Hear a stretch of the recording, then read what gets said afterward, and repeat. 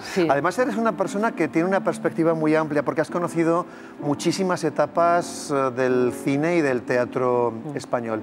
En tu opinión, ¿en qué momento nos encontramos? ¿Cómo ves el talento en España y en concreto en nuestra comunidad autónoma en Aragón? ¿Cuál es tu opinión al respecto? Bueno, yo en España, te voy a hablar de Aragón. Háblame de Aragón. Que es lo que nos importa, Háblame ¿no? de Aragón.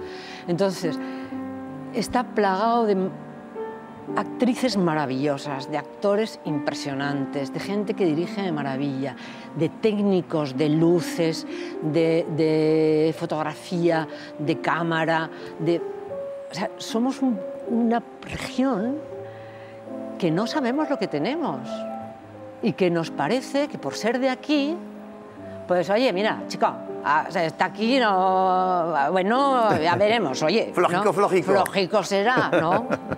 Y luego tú oyes, por ejemplo, hay una mujer maravillosa que es Marta Almajano, que es da clases en las MOC.